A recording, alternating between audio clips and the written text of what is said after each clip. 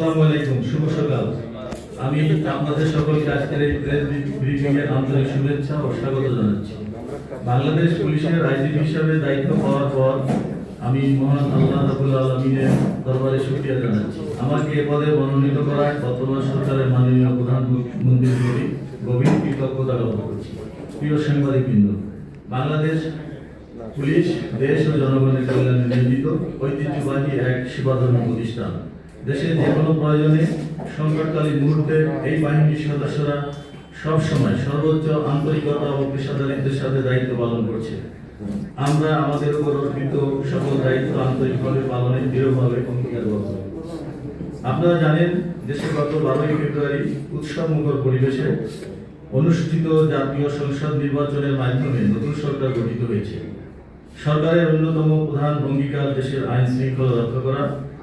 সে লক্ষ্যে দেশের স্বাভাবিক আইন শৃঙ্খলা বজায় রাখা হবে আমাদের অন্যতম প্রধান অঙ্গীকার। আমি দায়িত্ব গ্রহণের পরপরই চাঁদাবাজির বিরুদ্ধে জিরো টলারেন্স গ্রহণ করেছি। চাঁদাবাজদের বিরুদ্ধে দলমত নির্বিশেষে ব্যবস্থা গ্রহণ করা হবে। এক্ষেত্রে দলীয় কোনো বিবেচনার সুযোগ নাই। ইতিমধ্যে মাঠ পর্যায়ে পুলিশ কর্মকর্তাদেরকে এ বিষয়ে সুস্পষ্ট নির্দেশনা প্রদান করা হয়েছে। ব্লক রেড দিয়ে সন্ত্রাসী, চাঁদাবাজ, মাদক ব্যবসায়ী, অপরাধীদের বিরুদ্ধে ব্যবস্থা গ্রহণ করা হয়েছে এবং চলমান আছে। বিগত সময়ে পুলিশের সাথে জনগণের আস্থার সংকট তৈরি হয়েছে। জন আস্থা পুনরুদ্ধারে আমাদেরকে সচেষ্ট থাকতে হবে। এই জন্য প্রতিটি জেলা সদরে থানাকে জিরো কমপ্লেইন থানা হিসাবে আমরা প্রতিষ্ঠিত করতে চাই। একজন সার্কেল অফিসার ওই থানার সার্বিক কার্যক্রম সার্বক্ষণিক মনিটরিং করবে। আমরা এমনভাবে জনগণকে সেবা দিতে চাই যাতে থানায় আগত মানুষ হাসি মুখে থানা থেকে ফিরে যেতে পারে, পুলিশের বিরুদ্ধে যাতে কোনো ধরনের কমপ্লেইন না থাকে। পুলিশের রিঅ্যাকশন টাইম ন্যূনতম পর্যায়ে নিয়ে আসা হবে। চাঞ্চল্যকর কোনো ঘটনার সাথে সাথে গুরুত্ব দিয়ে তাৎক্ষণিকভাবে ঘটনাস্থল পরিদর্শন, যথাযথ আইনি পদক্ষেপ নেওয়া হবে। গণধর্ষণ, ধর্ষণ সহ নারীর প্রতি সহিংসতা রোধে কার্যকর ব্যবস্থা গ্রহণ করা হবে। আমরা সিআইডিকে আরো আধুনিকীকরণের মাধ্যমে মামলা তদন্তের গুণগত মান বাড়াতে চাই।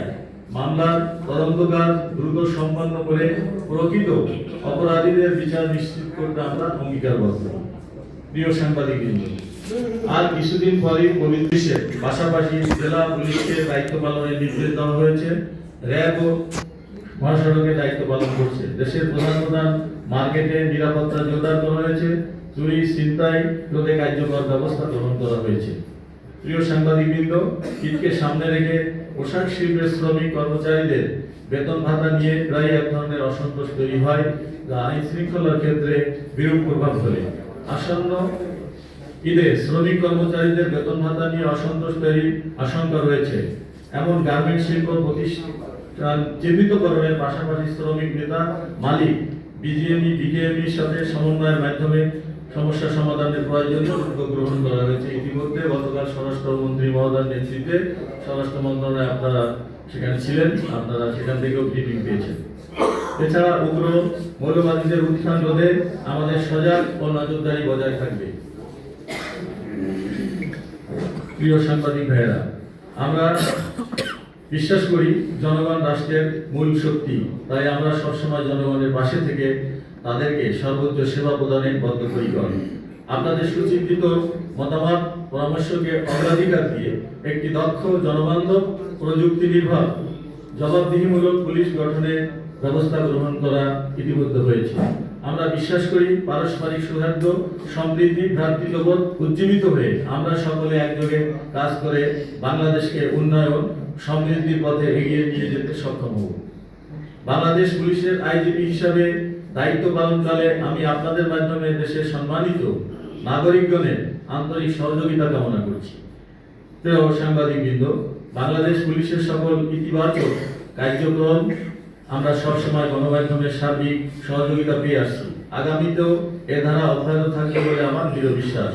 পবিত্র রমজান মাসে আপনারা কষ্ট করে আমাদের ডাকে সাড়া দিয়ে আজকের এই প্রেস ব্রিফিং এ অংশগ্রহণ করেছেন, ধৈর্য ধরে আমার বক্তব্য শ্রবণ করেছেন।